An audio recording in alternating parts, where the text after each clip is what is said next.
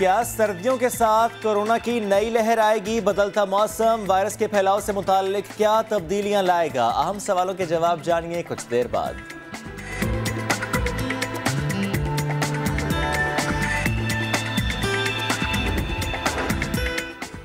एहराम की हालत में मास्क लगाया जा सकता है या नहीं? उम्रा ज़ायरीन के लिए सऊदी हुकूमत और मजहबी हिदायत पर होगी मुफ्ती ज़ुबैर से खुसूसी बात। आपके लिए बहुत सी मालूमात।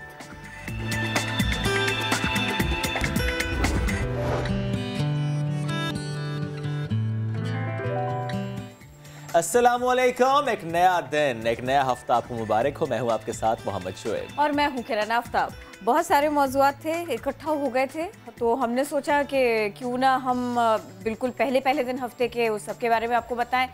लेकिन इस सबसे पहले क्यों ना हम आपके सामने कुछ दिलचस्प खबरें रख दें, कुछ दुनिया भर की खबरें रख दें और बड़ा जल्दी ये काम कर लें। वियतनाम से अमरीकी फ़ौजी का बहन को भेजा गया ख़त 52 साल बाद मंजिल पर, या यूं कहिए कि अपने पते पर पहुंचा। इंडियाना से ताल्लुक़ रखने वाली खातून उस वक्त बहुत हैरान हुई जब उन्हें अपने भाई की तरफ से भेजा गया ख़त पूरे 52 साल के बाद मिला। उनके भाई ने यह ख़त उन्हें वियतनाम में खिदमत सरअंजाम देते हुए भेजा था। इस ख़त के लिफाफे से उसके तवील सफ़र के निशानात नहीं मिलते, मतलब ताज़ा ही लगता है, मतलब कह सकते हैं लेकिन खत जितना पुराना होता जाए उतना अच्छा लगता है। बात तो ठीक है, लेकिन क्वेश्चन है कौन सी पोस्ट थी, कौन सी स्पेशल पोस्ट थी जिसे इतना टाइम लग गया? पाकिस्तान अपने पोस्ट वाले से नहीं भेजते, अपने वाले नहीं थे, नहीं भेजते, थोड़ा सा पहले मिल जाता, थोड़ा सा पहले मिलता। अब तो खैर पाकिस्तान पोस्ट वैसे बहुत बेहतर काम भी कर रही है। एनीवेज जी, बढ़ते हैं आगे। ये भी बेहतरी है वैसे कि आप ये देखिए ना कि पहुंच तो गया खत, पहुंच तो गया, ये भी बहुत इंपॉर्टेंट है, सबने पहुंचता ही नहीं है। नहीं, आपसे मैंने सीखी पॉजिटिव। चलिए बढ़ते हैं आगे। जिस तरह हम आज जिक्र कर रहे हैं एक लेटर का, तो एक पार्सल है वो भी मिला है 52 साल बाद नहीं, वो 8 साल बाद मिला है। कैनेडियन शख्स को ऑर्डर किए गए सामान का पार्सल 8 साल बाद मिला है। टोरंटो से इनका ताल्लुक है और पहले तो बड़ा ये हैरान हुए कि हैं इतना वक्त लग गया। ऑर्डर करके भूल गए थे, ऑर्डर करके वो भूल गए थे क्योंकि उन्होंने किसी किस्म का सामान खरीदा नहीं था। लेकिन फिर उन्हें याद आया कि नहीं भैया, 8 साल पहले इसी प्लेटफॉर्म से, जिस प्लेटफॉर्म से उनको ये मिला, जिस वेबसाइट पर उन्होंने ऑर्डर किया होगा, वहाँ से वो सामान उनको पहुँचा। इस पार्सल में एक क्रीम और हेयर स्टाइल प्रोडक्ट्स थी। अब 8 साल बाद अगर बाल नहीं बचे तो उस प्रोडक्ट्स का क्या करेंगे? वो फॉर एग्जांपल दिया मैंने। मतलब आप एक्सपायरी की बात करना चाह रहे थे, प्रोडक्ट्स की एक्सपायरी का भी कहना चाह रहे थे। मैं समझ गई इस बारे में। अच्छा, साथ में उसमें इनवॉइस भी थी कि जिसमें तारीख लिखी हुई थी ना कि इस तारीख का है 2012। इनवॉइस अच्छा कहा आपने। इनवॉइस 2012 उस पर लिखा हुआ था और इतनी तारीख से डिलीवरी के बाद वो खुश तो हुए, हैरान भी हुए। अच्छा, अब देखिए इतने अरसे में जो है ना वो ऑर्डर आ जाता है आपके पास में, तो बस बात इतनी सी नहीं है, इसके आगे भी है। यानी सिर्फ प्रोजेक्ट्स नहीं, किताबें भी कुछ अरसे के बाद में, बल्कि 39 साल पहले पढ़ने के लिए ली गई किताबें ये वापस भी मिल सकती हैं। 2 किताबें थी, हैम्पशायर लाइब्रेरी को ये वापस मिली हैं और किताबों के साथ नोट पर एंडी नामी शख्स के दस्तखत भी हैं। उन्होंने इन किताबों को इतना अरसा रखने पर इंतज़ामिया से माफ़ी भी मांग ली है। हैम्पशायर काउंटी काउंसिल ने इन किताबों पर ताख़ीर से वापस आने की फ़ीस वसूल ना करने का ऐलान किया है। क्या बात है, दोनों तरफ से अच्छा जस्टिस है, उन्होंने माजरत कर ली, उन्होंने माफ़ कर दिया। That's very good. चलिए जी, बढ़ते हैं आगे। मेरे ख्याल में किताबें यही सिखाती हैं, पॉजिटिविटी भी सिखाती हैं और इस तरह की जो ना अच्छी बातें भी सिखाती हैं, अच्छी बातें, और साथ में अच्छा मुकाबला करना भी, क्योंकि देखिए मुकाबला आज हम मुकाबले की बात क्यों कर रहे हैं जनाब? क्योंकि पाकिस्तानी बॉक्सर ने एशिया के तमाम बॉक्सर को चित कर दिया है। नौजवान उस्मान वजीर, इन्होंने इंडोनेशियन बॉक्सर को हराया है, एशियन बॉक्सिंग फेडरेशन के चैंपियन बन गए हैं। उस्मान वजीर का मुकाबला इंडोनेशिया के एक प्लेयर से हुआ था और फाइटर से हुआ था और उस्मान के ताबड़तोड़ वार वो बर्दाश्त नहीं कर सके। Another Aamir Khan in making, I must say. और इस बेहतरीन कामयाबी पर आज हमने सोचा कि प्रोग्राम में उन्हें मदऊ किया जाए, उनसे बात की जाए। उस्मान वजीर ने हमें ज्वाइन किया from Islamabad. Usman, good morning. कैसे आप? Good morning. आप लोग कैसे? बहुत मुबारक हो जी, जीते आप, चैंपियन बने। आप मुबारक। Thank you. मुझे ये बताएंगे आप, एक तो ये कि वाकई आपको पता था, आपको अंदाज़ा था कि मैंने तैयारी ऐसी कर रखी है कि एजाज़ तो मेरे पास आएगा, किसी के पास नहीं जाएगा? जी बिल्कुल, ये फ़ाइट कोरोना से पहले थी, जब कोरोना स्टार्ट हो रहा था। सही। तो उसके बाद मैं कंटिन्यूसली 8 मंथ से ट्रेनिंग कैंप में था। तो कोरोना मैंने अपनी ट्रेनिंग नहीं छोड़ी क्योंकि मुझे उम्मीद थी कि मैं ये टाइटल जीतूंगा पाकिस्तान के लिए। तो बस मेरी यही मेहनत थी और मैं लगा रहा और अल्लाह ताला ने मुझे उसका सिला दे दिया। ये एग्जैक्टली इवेंट कब हुआ है? 3 दिन पहले हुआ है उस्मान? जी ओके और उस इवेंट ओके 3 अक्टूबर को है। अच्छा उस्मान थोड़ा सा बताएंगे, आमिर खान भी वहाँ पर मौजूद थे, आमिर खान की वहाँ पे मौजूदगी और एक बड़ी आपको एनर्जी मिलती है, ऐसा ही है? जी बिल्कुल, देखें ये फर्स्ट टाइम पाकिस्तान में इंटरनेशनल लेके प्रमोशन का शो हुआ है और आमिर खान ही लेके आए थे। पाकिस्तान वैसे भी आपको पता है स्पोर्ट्स क्रिकेट के अलावा काफ़ी बाकी जो स्पोर्ट्स है वो इतनी होती नहीं है, तो ये फर्स्ट टाइम हो रहा था। आमिर खान खुद भी थे, कुछ क्रिकेटर्स भी आए हुए थे, काफ़ी और भी एथलीट्स थे इंटरनेशनल। तो और आमिर खान चूंकि वहाँ पे खुद थे, इवेंट भी ज़ाहिर है उनकी वजह से ये हो रहा था, उन्होंने ही करवाया, इसका इनिशिएटिव उन्होंने लिया। तो Aamir Khan during the bout या अदरवाइज ड्यूरिंग द ट्रेनिंग आपको टिप्स देते थे? अगर देते थे तो प्लीज़ ज़रा शेयर कीजिएगा। जी बिल्कुल, जब ट्रेनिंग कैंप था, हमने कोरोना में training camp Gilgit Baltistan move किया, तो वहाँ से ये था कि हमें ऑनलाइन हर दिन जब भी ट्रेनिंग होती थी ऑनलाइन, या हमें टिप्स देते थे, हमें बताते थे कि हमने क्या क्या ट्रेनिंग करनी है। हाँ, काफ़ी हमारे से कोऑपरेट करते थे। बॉक्सिंग की ऑनलाइन ट्रेनिंग मतलब काफ़ी, जी बिल्कुल, वहाँ पे ऑनलाइन होती थी। मेरे जो कोचेज़ हैं उनको बताते थे कि इनको ये ट्रेनिंग करवाओ, ये ट्रेनिंग करवाओ, इस तरह करवाओ, इस तरह करवाओ। और कभी ड्यूरिंग ट्रेनिंग ऐसा होता था कि आपको लगता था कि मैं पूरी बात समझ नहीं पाया, या दरमियान में इतनी अच्छी चेन बनी हुई थी कि आपको ये वाली दिक्कत पेश नहीं आई? नहीं, बिल्कुल हम समझ लेते हैं, क्योंकि उसमें कोचेज होते हैं वहाँ पे और साथ हमारे, जबरदस्त, तो फिर इजी होता है समझना। अच्छा मुझे एक बात बताएं, अपने बारे में इंसान को पता होता है मैं कितने पानी में हूँ, कितना प्रेशर मैं ले सकता हूँ, कितना पेन मैं ले सकता हूँ, लेकिन हरीफ पर नज़र होना, जिसके साथ आपकी फ़ाइट है, उसके स्ट्रॉन्ग पॉइंट्स भी पता होने चाहिए, उसकी वीकनेस भी पता होनी चाहिए। इतना अच्छा वाला होमवर्क था आपका?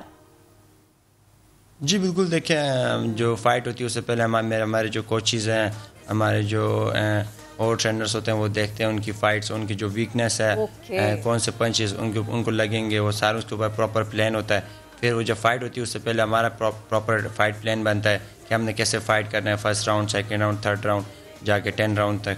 तो वो और ये भी ज़हन में रखना पड़ता है कि जो मेरी वीकनेस है वो मेरे हरीफ को ज़रूर पता होगी, तो उसको भी थोड़ा सा कवर करना है। ये भी प्लान कैसे होता है? बिल्कुल, जो जी हर ट्रेनिंग के में हम बेहतर हो रहे होते हैं। देखिए आप, मैंने ऑनलाइन ही सीखा, थोड़ी सी बॉक्सर मैं भी बनती जा रही हूँ, थोड़ा थोड़ा मुझे भी मालूम होता जा रहा है। मुझे बिल्कुल मुक्का नहीं पड़ना चाहिए, मैं आपको बता रहा हूँ पहले से। मैंने बिल्कुल ना मुक्का पड़े। नहीं, अपने भाई लोग के लिए तो नहीं होता है, मुझे लग रहा है आप इनको। अच्छा उस्मान, इस इवेंट के बाद, क्योंकि हमने ऐसे इवेंट्स नॉर्मली नहीं देखे इन पाकिस्तान, कम देखे, इस लेवल पर नहीं देखे, तो थोड़ा सा मुझे बताएं कि आपको क्या लगता है कि बॉक्सिंग पर अब ज़रा फोकस हो रहा है इसलिए?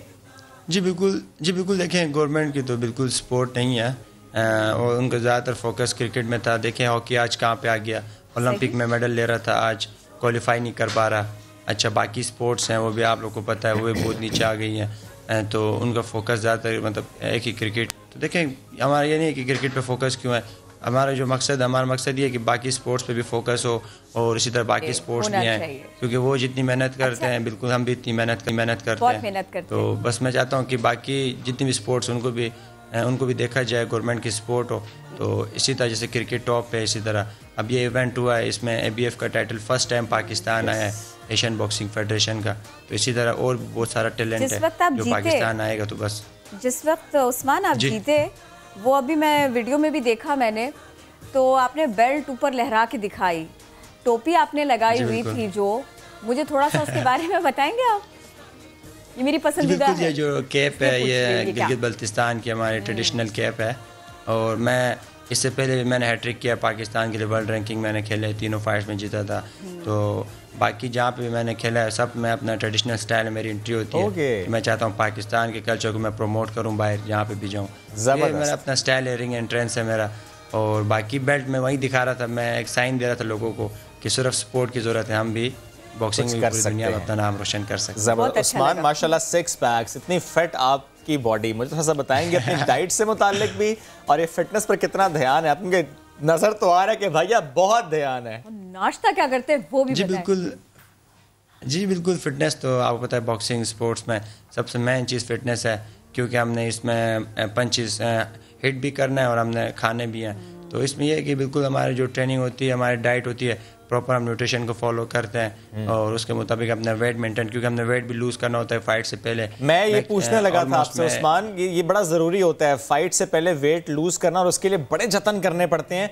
समटाइम्स सिर्फ कुछ घंटों में वेट लूज़ करने का टारगेट सेट करते हैं आप लोग, फिर वो करते हैं। तो आप मुझे प्लीज़ बताएं कि इस बाउट से पहले, इस इवेंट से पहले आपने कितना वेट लूज़ किया, कितने घंटों में किया, और उसके लिए आपने क्या किया? छोटा मोटा बॉक्सर तो आप भी बन जी बिल्कुल, देखिए मैंने इस फाइट के लिए मैंने 9 kg लूज किया। 9 kg कितने टाइम में उस्मान? 9 kg ये मैंने लास्ट 10 डेज में 10 डेज में 9 kg approximately kg per day. क्या किया इसके लिए आपने? नहीं, kg पर डे नहीं होता इसमें, मैं आपको थोड़ा समझाऊं वेट में। इसमें ये होता है जैसे अभी मेरा वेट 72 है, ट्रेनिंग से पहले मैं जाऊंगा, क्योंकि मैं फिर प्रॉपर प्राइस शूट होता है हमारा, जिसमें हम स्वेटिंग ज़्यादा होती है आम ट्रेनिंग के निस्बत, तो वो हम यूज़ करते हैं। तो एक ट्रेनिंग सेशन में मेरा लूज होता है 2 kg 2.5 ऑलमोस्ट 3 kg हम लूज़ करते हैं, क्योंकि उसमें वाटर कट भी होता है। बिल्कुल ऐसे ही है। फिर हम जब 3 kg हम लूज़ करते हैं तो हम 1.5 kg वापस रिकवर कर जाते हैं। तो फिर इस तरह करते करते हम, हाँ ये होता है कि जैसे आप बता रहे हैं कि 2 घंटे में, ये भी टाइम होता है कि 2 घंटे में हमने 3 kg हमने लूज़ करना है, तो वो टाइम होता था हम 2 घंटे में 3 kg लूज़ कर 2 घंटे में 3 kg लूज़। मेरी दिलचस्पियाँ बढ़ती जा रही है ना, ये छोटे पैमाने का बॉक्सर नहीं मुझे होना चाहिए था, मुझे प्रॉपर होना चाहिए था, मैं बहुत खुश रहती और खुश रहती। नहीं, ये आप लोगों के लिए नहीं है, ये फाइटर्स के लिए होता है। मैं इसीलिए कह रही हूँ ना, कमी रह गई, क्योंकि आपने तो ये वाला फाइटर भी मैं बन सकती थी। अब टाइम बहुत आगे निकल गया है, मैं इंस्पायर हो चुकी हूँ आपसे। नहीं, अब भी टाइम में हर काम हो सकते हैं, बस आपके पास मोटिवेशन कितने अच्छे हैं ना उस्मान। चले मुझे अच्छा ये बताएं ना, ये इस सारे के सारे सिलसिले में कहीं पर चीट डेज आते हैं, और उन चीट डेज में आपको लगता है कि मैं खुद कुछ कुकिंग कर लूँ, या अम्मी से या घर वालों से कहते हैं कि भाई आप मुझे फला फला चीज़ पका दें? ये बताएं। नहीं, देखिए जब हम ट्रेनिंग कैंप में होते तो हम 2 मंथ्स घर वालों से बहुत दूर होते हैं, और हम मतलब अगर बहुत हम घर पर नहीं होते हैं ना, अम्मी के हाथ पे खा सकते हैं ना, इस तरह। हाँ, चीट डे से होता है, 1 वीक में 1 दिन होता है, मगर उसके अलावा भी अगर जब कभी दिल करे तो हम कोच से छुप के हम चीट डे अपना बहुत अच्छा है ये चीट डे। वैसे हफ्ते में एक आध दफा आ जाता है मेरा ख्याल है, ये अच्छी बात है जी, एक दफा आ जाते हैं, कभी कोच खुद अलाउ करते हैं हमारे न्यूट्रिशन, और जब कोच को मालूम हो जाए ये चीट मील हो गया, जैसे मालूम होता है, जैसे हम जिस दिन हम लोग जो 2-3 फाइटर्स हम डिसाइड करते हैं कि आज हम लोगों ने जैसे कि कोई पिज़्ज़ा खाना है या कोई बर्गर खाना है, मतलब चीट डे हमने करना है, तो उसमें ये होता है हम जब, क्योंकि ट्रेनिंग से पहले कोच वेट चेक करते हैं, रात को भी ट्रेनिंग से, इवनिंग ट्रेनिंग में भी, मॉर्निंग में, तो इवनिंग ट्रेनिंग में जब वेट ज़्यादा होता है उनको समझ आ जाती है कि भाई कोई गड़बड़ है। अच्छा, घर में क्या चीज़ है, क्या कौन सी डिश है ऐसी कि जो आप फरमाइश करते हैं कि मुझे तो ये खाना है मम्मी, ये बना करके? जब ट्रेनिंग नहीं हो रही है। मेरे कल फाइट खत्म हुई, सबसे पहले मैंने फरमाइश किया हमारा जो मतलब चाइनीज़ डिश है ममतू लकमन। ओह यस, लकमन होता है ये चाइनीज़ टाइप की ना, अभी लकमन ममतू हम कहते हैं, जो हमारा स्पाइसी डिश होता है। स्पाइसी होता है? मैं आपको स्पाइसी खाने अच्छे लगते हैं? जी बिल्कुल, मुझे बहुत पसंद है। ओके, और मुझे फिर ये भी बताइए कि कोई ऐसी डिश जो आपको लगता हो कि आसान है, ये मैं बना सकता हूँ, या जो आपने कभी बनाई हो और आपको बड़ी तारीफ मिली हो कि भाई वाह ज़बरदस्त उस्मान, एक बार फिर हो जाइए? जी बिल्कुल, मैं कढ़ाई वगैरह में बड़ी अच्छी बनाता हूँ, चिकन कढ़ाई। ज़बरदस्त, यानी यहाँ पर भी आप छा रहे हैं, आप कुकिंग भी करना जानते हैं, कढ़ाई वेरी गुड। जी बिल्कुल, क्योंकि हम कैंप्स में होते हैं तो कैंप्स में हम कोशिश करते हैं कि हम अपना काम खुद करें, तो उसमें हम इस तरह करते करके हम सीख गए। ज़बरदस्त। उस्मान मुझे ये बताएं, जाहिर है अभी तो टाइटल आपको मिला, बट हर एथलीट की, हर प्लेयर की एक ख्वाहिश होती है कि मैंने फलाने को जो है ना पे छाड़ना है, वो आपके भी जहन में कुछ होगा? जी बिल्कुल, देखें एक फाइटर है मैक्सिकन अमेरिकन है, तो मेरा टारगेट है कि मैं अभी इंशाल्लाह ये ABF टाइटल एशिया का, इसके बाद इसे मैं 2 दफ़ा डिफेंड करूँगा, और उसके बाद मैं फिर टॉप 5 में आऊँगा यूथ वर्ल्ड चैम्पियन के, मतलब यूथ वर्ल्ड टाइटल रैंकिंग के, तो फिर वो पाकिस्तान का हिस्ट्री का पहला टाइटल होगा, कि उसके ऊपर पाकिस्तान का फ्लैग बना हुआ है। जब से बॉक्सिंग आई है, जब से WBC प्रमोशन है, तब से वो फ्लैग बना, मगर आज तक हमारी कंट्री ने कभी अब मिलेगा इंशाल्लाह उस्मान, इंशाल्लाह अब लाजमी मिलेगा, और आप ही लेकर आएंगे। 2 फाइट बाद मैं क्वालिफाई कर जाऊंगा और इंशाल्लाह वो मैं अटेम्प्ट करूंगा, तो बस मेरा जो फोकस है कि मैं उसे बीट करूं और पाकिस्तान का first ever youth world champion. Great Usman वजीर, थैंक यू सो मच, आप साथ मौजूद थे, बहुत अच्छा लगा आपसे बात कर। वेरी एनर्जेटिक, वेरी फिट माशाल्लाह। बढ़ते हैं आगे, ये तो हमने एक मुकाबले की बात की, क्यों ना आलमी मुकाबलों की बात करें, और उसमें मेडल अगर जीतना है, पाकिस्तान का नाम रोशन करना है, ये ख्वाब लेकर कोई जाए तो वो ख्वाब पूरा होता है। और वो छोटा सा बेबी हो, छोटा सा बच्चा हो, छोटे छोटे बच्चे हो तो फिर क्या ही कहने। लाहौर के एक ही ख़ानदान के 5 नन्हे पहलवान, आप कह रहे होंगे ना आज हमारा फोकस है अच्छा खासा फिटनेस के ऊपर, तो भाई ये तो देखने लायक है, सीखने लायक बात है। अखाड़े में ये उतरते हैं, रोज़ाना वर्जिश करते हैं, दाव पेच सीखते हैं, मश्क जारी रहती है, ख़ुद को तवाना कैसे बनाए, मजबूत कैसे बनाए, इसके लिए क्या क्या खाते हैं, ये दूध, बादाम, मुरब्बे, गोश्त, ये सब कुछ इनके मेन्यू में शामिल होता है। सैयद अली हाशमी, उनकी रिपोर्ट देखिए और इनसे ज़रा मिलिए, इनकी मश्क देखिए।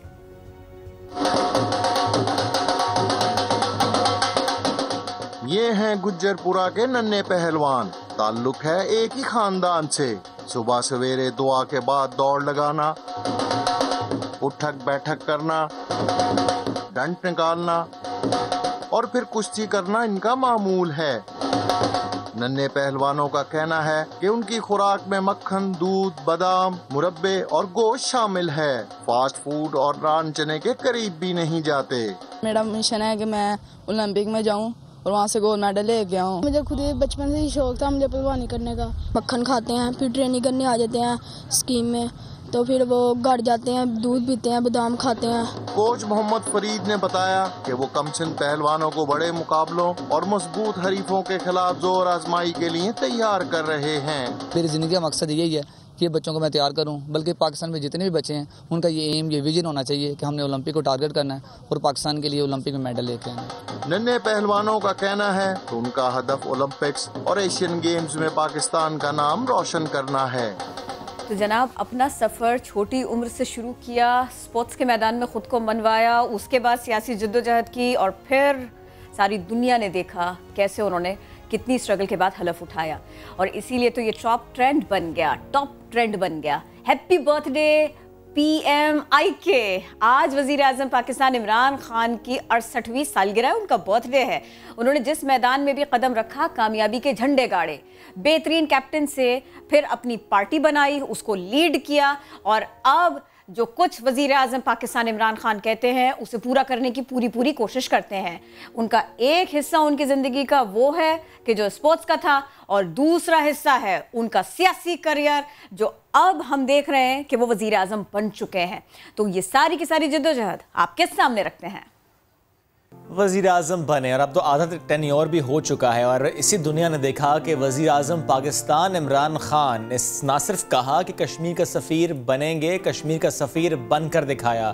कश्मीर का मुकदमा लड़ रहे हैं इमरान खान, पाकिस्तान को मुआशी चैलेंजेस से निकाल रहे हैं इमरान खान। एनीवेज जी, हमारी सपोर्ट होनी चाहिए as a Pakistani, we should support government, we should support prime minister. और एक बात जो वो खुद भी कहते हैं और बाहर भी फॉलो की गई, वो कोरोना के आने के बाद में पाकिस्तान के स्ट्रैटेजीज। एग्जैक्टली। और किरण, पूरी दुनिया ने तारीफ की, पाकिस्तान को केस स्टडी के तौर पर फिर जाना जा रहा है, पढ़ा जा रहा है। और आज फिर जब हम कोरोना की बात कर रहे हैं तो इमरान खान साहब ने एक ट्वीट की, गुज़श्ता रोज़ उन्होंने एक ट्वीट किया और उन्होंने कहा कि कोरोना का ख़तरा अभी टला नहीं है। वो ये कहते हैं कि जो मौसम तब्दील हो रहा है इससे खदशा है कोरोना फिर से फैल सकता है। जो इसका हमने स्प्रेड स्लो डाउन किया था वो फिर से फास्ट ट्रैक पर जा सकता है। एक पीक हम देख चुके हैं, दूसरी पीक की तरफ हम बढ़ सकते हैं अगर हमने एहतियात ना की। क्योंकि वो कहते हैं अगर हम कंपेयर करें दूसरी रियासतों से तो हमें ये पहला जुमला तो यही कहना चाहिए कि अल्लाह का खुसूसी करम है पाकिस्तान पर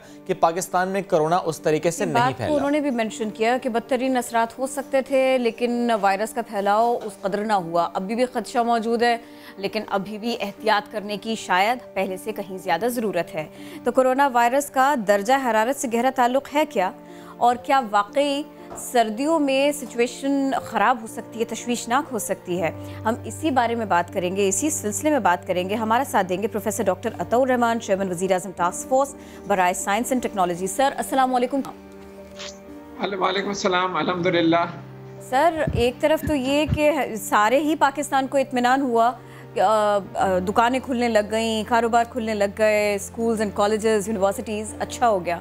लेकिन जब वज़ीर आज़म की ट्वीट सामने आई तो उसके बाद में थोड़ी सी तशवीश बढ़ी है।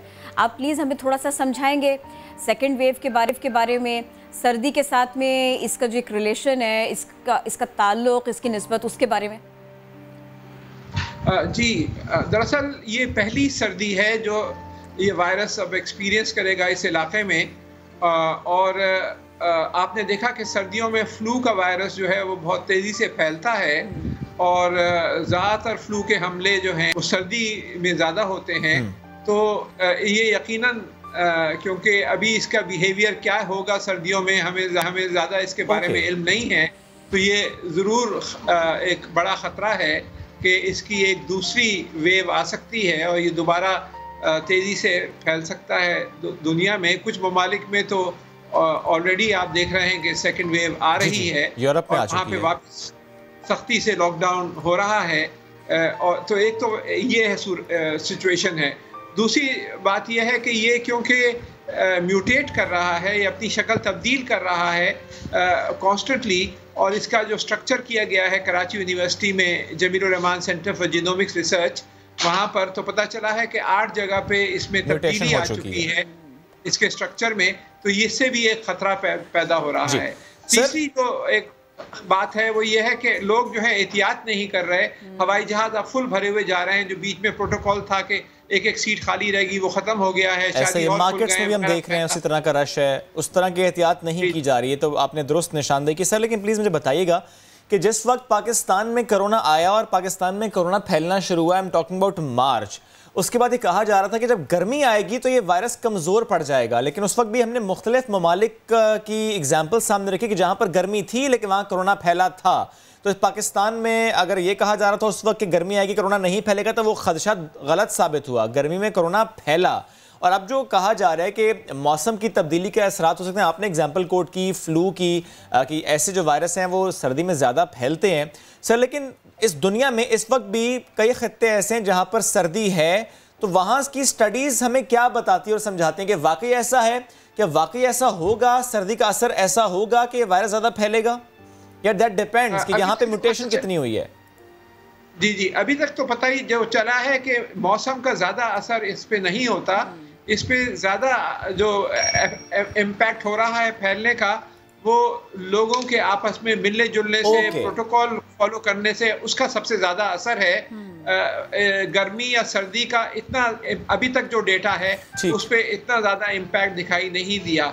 सबसे ज़्यादा इम्पैक्ट जो हुआ है कि जहाँ जहाँ लोगों ने एहतियात नहीं करी वहाँ तेज़ी से फैला है। अमेरिका में देखिए कि क्योंकि अमेरिकी सदर खुद इसको कहते रहे कि होक्स है और कुछ ऐसी चीज़ नहीं है, ख़ास है, फ्लू है, बस उस तरह की कोई बीमारी है, ठीक हो जाएगी। और देखिए कि क्या हालत हुई है अमेरिका के अंदर। इसी तरह बहुत से ममालिक यूरोप में आपने देखा, तो जहाँ जहाँ एहतियात नहीं की गई। पाकिस्तान में अल्हम्दुलिल्लाह शुरू से बहुत अच्छी पॉलिसी फॉलो करी हमारी हुकूमत ने, और सख्ती से शुरू में लॉकडाउन किया, बाद में स्मार्ट लॉकडाउन का किया, तो उसकी वजह से हालात बहुत कंट्रोल में रहे हिंदुस्तान के मुकाबले में। मिसाल के तौर पे वहाँ देखिए 90,000 केसेस रोज़ाना आते हैं, हमारे यहाँ चंद 100 केसेस होते हैं, तो बहुत बड़ा फर्क हो गया है इस वक्त। लेकिन इसको बरकरार रखना है। इस वक्त जो लोग रिलैक्स हो गए हैं वो नहीं होना चाहिए, वो नहीं होना चाहिए सर। एक बहुत सारे लोगों के ख्यालात जो इस सब में गलत इन्फॉर्मेशन लोगों को मिली, कुछ लोगों का अंदाज़ा गलत सलत था, वो भी सही होता रहा, बेहतरी आती रही,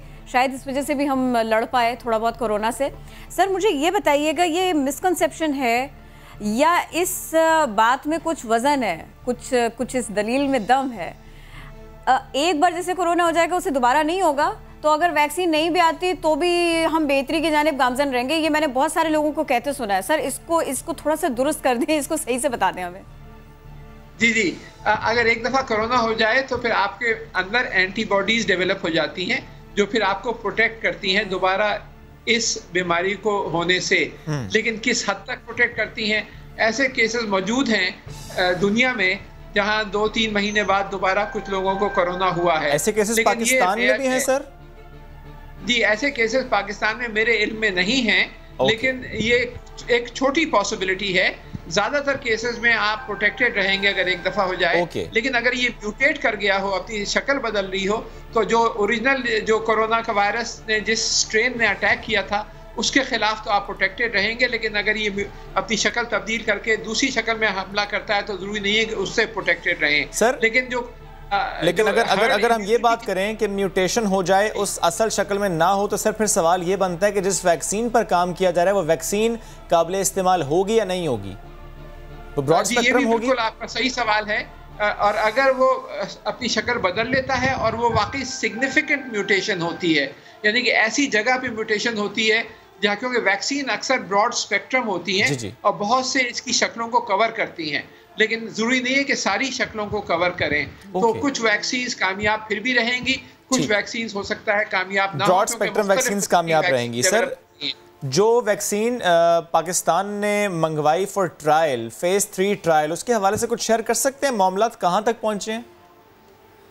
जी, एक जो क्लिनिकल ट्रायल एक चाइनीज कंपनी के साथ हो रहा है, जो कि NIH में हो रहा है, जो फेज 3 क्लिनिकल ट्रायल है वो अभी शुरू हुआ है और अभी उसके रिजल्ट्स जो हैं वो 2-3 महीने में पता चलेगा कि कहाँ तक पहुँचते हैं। एक और जो कराची यूनिवर्सिटी में international centre for chemical and biological sciences के साथ 2 कंपनियों की बातचीत हुई है। एक के साथ एग्रीमेंट होकर ड्रैप से अप्रूवल मिल गया है और उसका क्लिनिकल ट्रायल अगले हफ्ते से शुरू हो जाएंगे और एक और कंपनी से फाइनलाइज हो रहा है। तो 3 चाइनीज कंपनीज इस वक्त पाकिस्तान में आई हैं, लेकिन 2 से 3 महीने बाद पता चलेगा आपको कि किस हद तक ट्रायल्स कामयाब हुए या नहीं हुए। अच्छा सर, एक बात और भी बताइएगा। देखिए, अक़वाम एक दूसरे से मालूमात हासिल करके फ़ायदा उठाती हैं, ये एक अच्छा ट्रेंड है, ये बहुत अच्छी प्रैक्टिस होती है। हमारा डेटा किन कंट्रीज से, किन ममालिक से मैच करता है, कोरोना ही के पर्सपेक्टिव में अगर देखा जाए, कि हम उनके डाटा से फ़ायदा उठा लें या वो हमारे स्ट्रेटजी से फ़ायदा उठा लें, कहीं पर क्या ऑब्जर्वेशन क्या है आपका? क्योंकि अगर कोई ऐसा मुल्क है कि जिसका डाटा हमसे मैच करता है, जिसके हालात हमसे मैच करते हैं, तो फिर उसके बाद में अगर वो वैक्सीन बनाते हैं सर, हो सकता है कि वो वैक्सीन हमारे यहाँ ज़्यादा मौसर साबित हो। जी, वैक्सीन तो इस वक्त कोई 150 कंपनियां बना रही हैं और उसमें ज़्यादातर चाइना, यूरोप और अमेरिका की कंपनियां हैं जो वैक्सीन बना रही हैं, लेकिन इसमें से 7 से 10 कंपनियां ऐसी हैं जो फेज 3 क्लिनिकल ट्रायल्स में आ गए हैं, जिनके और अगले 6 महीने में ये वैक्सीन कमर्शियली अवेलेबल हो जाएंगी। लेकिन ये कहना कि कौन सी वैक्सीन किन पॉपुलेशंस पे या किन स्ट्रेन्स पे कहना चाहिए इस वायरस के कामयाब होंगी, ये क़ब्ल वक्त है। जो हमारा एक्सपीरियंस हुआ है पाकिस्तान में और जो दूसरे ममालिक का एक्सपीरियंस हुआ है, उससे यकीनन हम एक दूसरे से फ़ायदा उठा सकते हैं। जैसे जिक्र किया, मिसाल के तौर पे जो ड्रग्स डेवलप हो रहे हैं, रेमडेसिविर है, डेक्सामेथासोन वगैरह है, जो कि पाया गया है कि किसी हद तक मुफीद है, क्योर तो नहीं है, तो उससे काफ़ी फ़ायदा हो सकता है हमें। लेकिन अभी क़ब्ल वक्त होगा ये कहना कि कौन से वैक्सीन कहां पर कामयाब होती है। इसके लिए 6 से 8 महीने मजीद चाहिए, इंतजार करना पड़ेगा। सर, एक बात प्लीज और बताइएगा कि हर्ड इम्यूनिटी से मुताल्लिक आपकी ऑब्जर्वेशन क्या है इन पाकिस्तान? हम कितने परसेंटेज पर पहुंच चुके हैं? कितने परसेंटेज ऑफ पॉपुलेशन हमारी ऐसी है जिसके हवाले से आप कह सकते हैं या स्टडीज हो गई हैं कि इनकी बॉडी में एंटीबॉडीज आ चुकी हैं, ये इम्यून हो चुके हैं? जी, हर्ड इम्यूनिटी जो है वो इस वक्त दुनिया के ममालिक उसकी तरफ बढ़ रहे हैं। पाकिस्तान में कुछ डेटा है, कराची में मिसाल के तौर पे कि 30% के करीब जो हैं लोग वो इसमें मुब्तला हो चुके हैं और एंटीबॉडीज़ डेवलप हो चुकी हैं उनके अंदर। ये डॉक्टर ताहिर शमसी ने इसके बारे में एक टेलीविज़न प्रोग्राम में बताया था, ये उनका काम है और उनका ख्याल था कि अब हम 50% की तरफ बढ़ रहे हैं। जब आप 70 या 80% की पॉपुलेशन कवर हो जाती है पूरे मुल्क में, तो फिर हर्ड इम्यूनिटी आती है। लेकिन अभी तक उसको उस स्टेज पे पहुंचने में काफ़ी हम दूर हैं। कुछ टाइम लगेगा कि हम हर्ड इम्यूनिटी की तरफ बढ़ें। उससे पहले मुझे उम्मीद है कि वैक्सीन आ जाएंगी और हम कामयाब हो जाएंगे। लेकिन एक जो जी प्लीज आप बात मुकम्मल कीजिए। चलिए मैं सवाल कर देती हूँ। सर मुझे ये बताइए कि ये तो बिल्कुल इब्तिदाई दिन है अक्टूबर के, तो इसमें जो डाटा सामने आया है, खुदा ना खास्ता पूरे महीने में कहीं ऐसा तो नहीं होगा कि ये महीना इख्तिताम होते होते, ख़त्म होते होते कोरोना पेशेंट्स बढ़ जाएं? आप इस डाटा को देखते हुए क्या समझते हैं? या डाटा को देखते हुए अगर आप डिटरमिन कर सकें पीक हम दोबारा कब देखेंगे? जी, ये अब डिपेंड करता है कि हम कितनी एहतियात करते हैं। जैसे प्राइम मिनिस्टर ने ट्वीट में कहा कि सब मास्क पहने और एहतियात करें। आप देखिए कि हम 200-250 पे चले गए थे रोजाना, अब जो बढ़ के जो है वो केसेस 500 और 800 के दरमियान हो गए हैं। तो तकरीबन 200% या 300% बढ़ोतरी हो गई है पिछले 2 महीने में, एक मिनिमम पे पहुंच के अब दोबारा हम बढ़ रहे हैं। अब ये किस हद तक बढ़ते हैं, फिर भी अल्हम्दुलिल्लाह कंट्रोल में है। हमारे 600-700 केसेस हैं तो हिंदुस्तान के 90,000 केसेस हैं। तो अभी भी बहुत बेहतर है अल्हम्दुलिल्लाह हम हमारे हमसाए मुल्क के मुकाबले में, लेकिन ये जो है बहुत तेजी से बढ़ सकता है और कंट्रोल से बाहर हो सकता है अगर हमने एहतियात नहीं करी। अक्टूबर में मैं समझ रहा हूँ कि ये 600 और 800 के दरमियान ही इंशाअल्लाह रहेगा, इससे ज्यादा नहीं बढ़ना चाहिए और हालात कंट्रोल में ही रहेंगे बशर्ते कि हमने एहतियात जारी रखी। प्रोफेसर साहब, अब आप सारे के सारे कॉल सुन लीजिए और मैसेजेस के जवाब दे दीजिए। Thank you so very much, आप हमारे साथ थे, हमें वक्त दे रहे थे। मेहरबानी। एक ब्रेक लेते हैं, वापस आते हैं। Stay with us.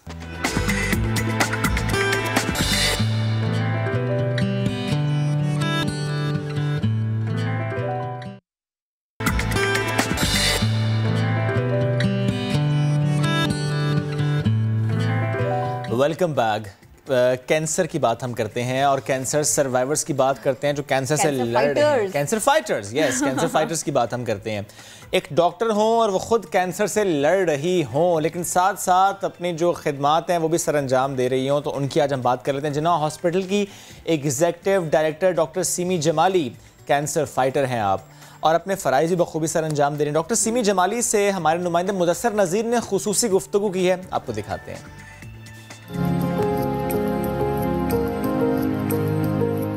कैंसर का मर्ज़ जो है उसमें आम तौर पे लोग हिम्मत हार लेते हैं, लेकिन आपको हिम्मत हरगिज़ हारनी नहीं चाहिए। जब आप हिम्मत हार जाएंगे तो फिर ज़िंदा नहीं बच सकते।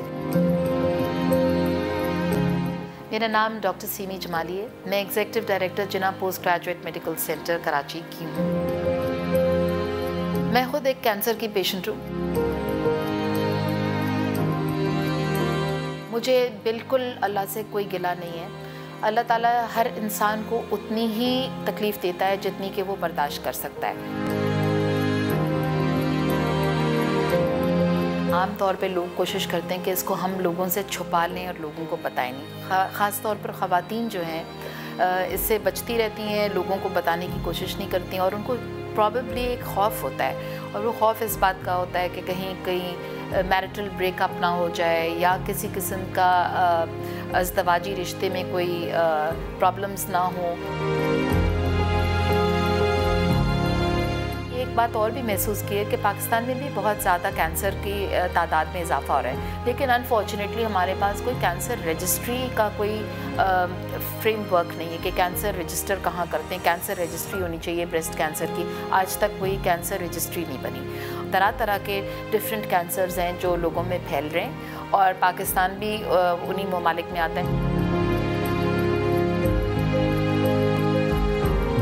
हर एक को अलग अलग तशख़ीस करें ताकि देखें कि what is the common thing जो कैंसर को लीड करे। वो दर्द मैं महसूस कर सकती हूँ कि लोगों का क्या होता है, इसलिए कि मैं खुद उससे गुजर रही हूँ। लेकिन हिम्मत नहीं हारनी है किसी ने, क्योंकि अगर जिस दिन आपने ये सोच लिया कि अब आप कमज़ोर पड़ गए हैं और आपकी हिम्मत जवाब दे गई है, उस दिन के बाद फिर आप चल नहीं सकेंगे। आधा ग्लास हम हर वक्त जो है एम्प्टी को देखना चाहते हैं कि हाफ़ ग्लास एम्प्टी। हमने कभी एहसास नहीं किया कि वो आधा ग्लास जो फुल है वो किस वजह से, इसलिए कि अल्लाह ताला ने हमें अकल शऊर दिया है और हमें हिम्मत कभी भी नहीं हारनी चाहिए। मैंने खुद कभी हिम्मत नहीं हारी और ना मैं किसी को ये सलाह देती हूँ कि वो हिम्मत हारे। हर एक को हिम्मत से इस मर्ज़ का मुकाबला करना है। This is my wish from the depth of my heart. मेरा दिल चाहता है कि I lay my life in the cause for the cause of my country। मुझे अपने मुल्क से बेहद प्यार है। अगर मेरी जान भी कुर्बान हो, एक नहीं 1000 मरतबा इस मुल्क पे, तो मैं चाहती हूँ कि ऐसी ही मौत वाक़या हो। I want to meet the chief of the army staff while I live and this is one of the only wish that I have, जो मैं चाहती हूँ कि किसी वक्त किसी तरह भी पाए तकमील तक पहुँचे। डॉक्टर सीमी जमाली के जवाब थे और हमारे रिपोर्टर के सारे के सारे सवाल थे। हमने ये सारी की सारी कहानी समझिए कि आपके सामने रखी है ताकि हम सब इससे सीख भी सकें। क्विकली आगे बढ़ते हैं। आसिफ अली जरदारी पर पाक लेन और ठट्ठा वाटर सप्लाई रेफरेंस में फर्द जुर्म आयद। मुलजिम का दोनों रेफरेंसेस में सेहत जुर्म से इनकार। सुहेल रशीद से मजीद जानते हैं। जी सुहेल।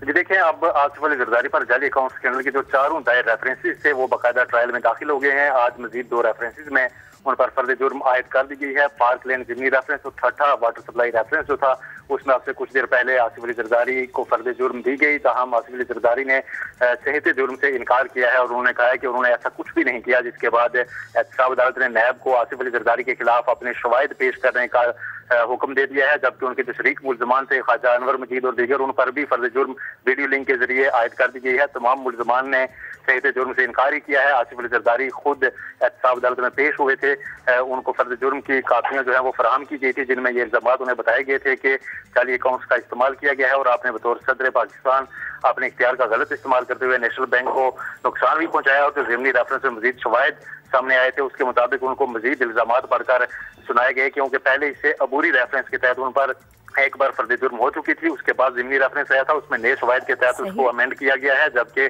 ठट्ठा वाटर सप्लाई में पहली बार उन पर फर्द जुर्म अब बाकायदा आयद कर दी गई है। चारों रेफरेंसेज जो हैं, तोशाखाना रेफरेंस और मनी लॉन्ड्रिंग में पहले ही फर्द जुर्म हो चुकी थी और 2 मजीद में आज हो गई है। अब तमाम मुकदमात ट्रायल की स्टेज पर बाकायदा पहुंच चुके हैं। सोहेल रशीद, बहुत शुक्रिया, आपने अपडेट किया। एक नंबर को खुशकिस्मत साबित होने में 40 साल लग गए। क्वींसलैंड से ताल्लुक़ रखने वाले शख्स ने बताया कि वो उसी नंबर पर गुज़श्ता तकरीबन 40 साल से लॉटरी टिकट ले रहे थे। इस टिकट पर उनका $3,41,507.65 का इनाम निकला और उनकी अहलिया और वो हाल ही में रिटायर हुए हैं और इस रकम से ऐसा घर खरीदेंगे जैसा वो अपने ख्वाबों में देखते आए, जैसा वो सोचते आए। वाह वाह वाह। एक दिलचस्प खबर भारतीय रियासत से, यहाँ पर हुआ कुछ है, मगरबी बंगाल है ये। यहाँ पुष्पा नामी एक ज़ईफ़ खातून ने शिकार किया। इस दौरान उनको मिली करीबन 52 किलोग्राम वजनी मछली। 6,200 रुपये फ़ी किलोग्राम के हिसाब से करीबन 3 लाख में ये हुई फ़रोख्त। मछली के ताजिर ये कहते हैं कि अगर ये मछली होती ताज़ा तो दाम भी मिलते ज़्यादा। इससे भी ज़्यादा क्या होगा? वैसे वाकई ताज़ा से क्या मरद है, किरण जिंदा मछली पकड़ के लाती हैं वो खातून। एनीवेज, एक ब्रेक लेते हैं, वापस आते हैं, स्टे विद अस।